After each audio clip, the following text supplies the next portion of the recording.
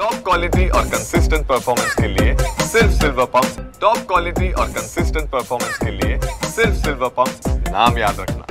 कोल्हापूर शहरासह जिल्ह्याच्या ग्रामीण भागामध्ये पावसानं काहीशी विश्रांती घेतलेली आहे, तर जिल्ह्याच्या धरण क्षेत्रात देखील पावसाचा जोर कमी झालेला आहे। त्यामुळे पंचगंगा नदीसह अन्य नद्यांच्या पाणी पातळीमध्ये आता हळूहळू घट होताना बघायला मिळते। पंचगंगा नदीची पाणी पातळी सध्या 31.6 फूट आहे आणि असं असलं तरी अजूनही 46 बंधारे जे आहेत ते पाण्याखाली असल्याचं बघायला मिळते। गेल्या 3 ते 4 दिवसापासून ज्या पद्धतीचा पाऊस पडत होता ते पाहता पंचगंगा नदीची पाणी पातळी ही 33.7 ते 8 इंचांपर्यंत पोहोचलेली होती। मात्र आता गेल्या 48 तासापासून पावसाचा जोर ओसरल्यामुळे या सगळ्या नदीच्या पाणी पातळीमध्ये आता हळूहळू घट होताना बघायला मिळते।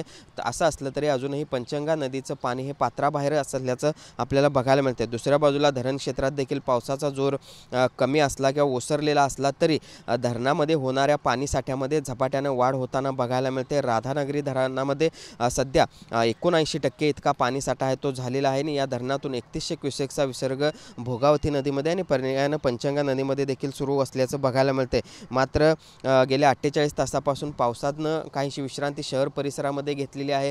ग्रामीण भागामध्ये देखील पावसाची उघडझाप सुरू आहे, तर धरण क्षेत्रात देखील जोर आहे तो ओसरल्याचं बघायला मिळते आणि त्यामुळे एक मोठा दिलासा आहे तो कोल्हापूरकरांना या निमित्तानं मिळाला आहे असं म्हणावं लागेल। आणि त्यामुळे गेल्या 4 दिवसापासून ज्या पद्धतीची वाढ पंचगंगा नदीमध्ये होत होती, नदीच्या पाणी पातळीमध्ये होत होती, ते पाहता आता पावसाचा जोर ओसरल्यामुळे किंवा पावसाचा जोर कमी झाल्यामुळे या सगळ्या नदीच्या पाणी पातळीमध्ये आता हळूहळू घट होताना बघायला मिळते।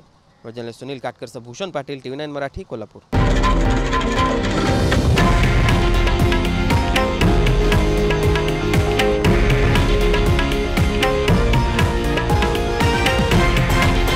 हे आहे देशातील नंबर 1 न्यूज नेटवर्क आणि आपण पाहत आहात TV9 मराठी, एकमेव।